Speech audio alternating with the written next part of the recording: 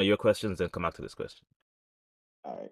So, knowing everything we know about slaves and what they did to survive, what are your thoughts on Uncle Tom's slaves? You want me to go first, or you want to go first? You go first. Okay. So, I just Googled Uncle Tom, and then I went to I went three or four down. So, the Uncle Tom that we speak about now is not the Uncle Tom that was first written about, which made me upset because, as we always talk about in our private conversations, words change so much to the point where you don't even know what it was meant to be, especially like slang words and words that we use in our culture. So, da, da, da, da. Uncle Tom was not like the feeble old man that he's portrayed to be in movies and on TV. And he wasn't just subservient all the time just because that's what he wanted to do. He was actually a strong, able bodied black person who just had a strong Christian faith.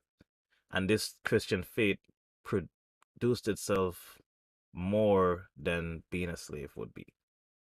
So it depended on where he Hmm. was, allowed him to be that person. So his first and second masters allowed him to portray that Christian faith where he was just a nice person. And his last master was more evil and more vindictive. And that contrast there is where the story really builds. Because he actually had a chance to beat a woman because he was being trained to be an overseer, and he didn't want to do it because she was weak and feeble, and he wouldn't do it. He refused. So he was beaten. And then in the end of his life, where he died, he had the opportunity to rat out two women who ran away, and he knew where they were, but he just wouldn't say where they were. So his master beat him to death, and he said he'd rather die than to do it. So like that's a stark It's contrast completely opposite. from the Uncle Tom that we talk about today, and it's Mhm. because the media back then. So this book, when it was first written, Uncle Tom's Cabin, it outsold the Bible. That's how strongly it impacted the times back then. But in the first 3 years after it was published, 14 pro-slavery novels came in to debunk it. If that don't tell you the mindset and the strength of ideas and the strength of wanting to have an echo chamber. Yeah, oh, just because I spend a lot of time with the master, I don't have a choice. I'm not backstabbing my own people. Just because you see me over there doing something that I don't even want to do Mm-hmm. doesn't mean that I'm a traitor to my race. Yeah. And I feel like sometimes the perception of things make people think something. I mean, and this happens to other things as well. Like people see you, you come outside with some nice shoes on. They're like, "Oh, look, Kurt, he must have a lot of money." Mm-hmm. Or like there's anything you could think of.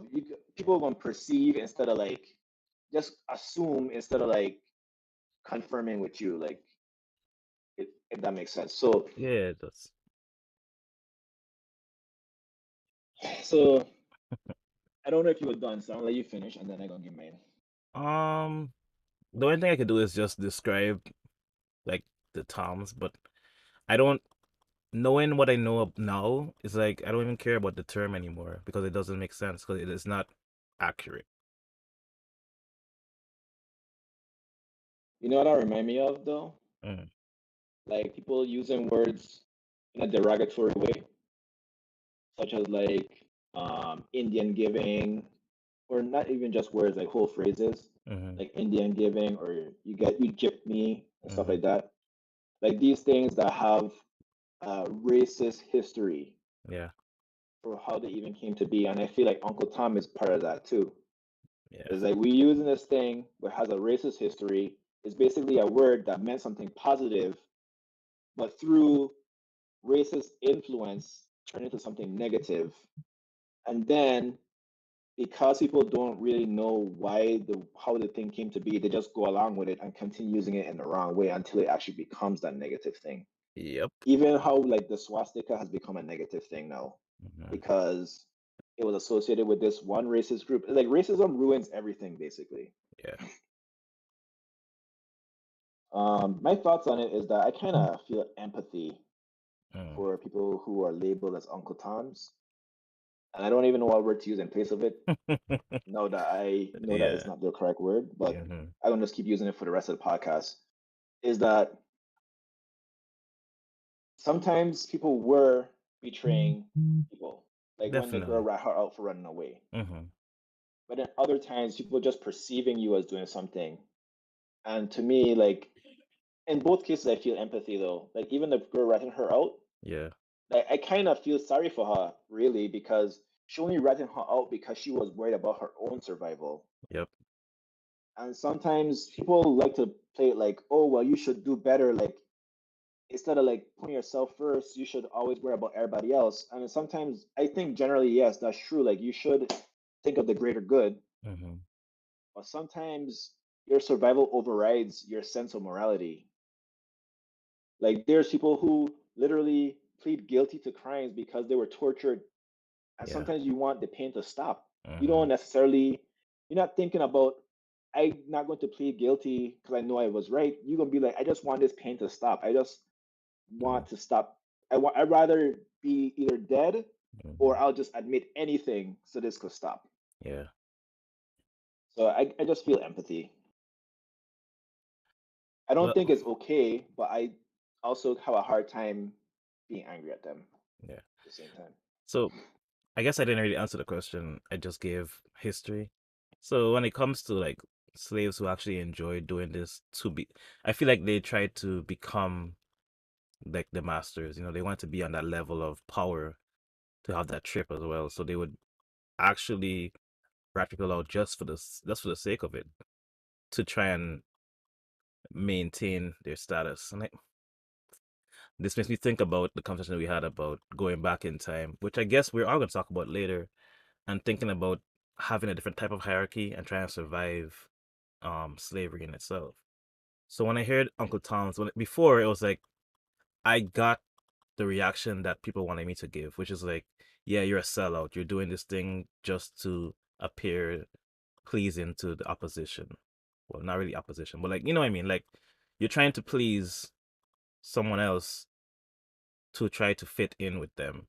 So now you're looking down on your own people, which I don't really like.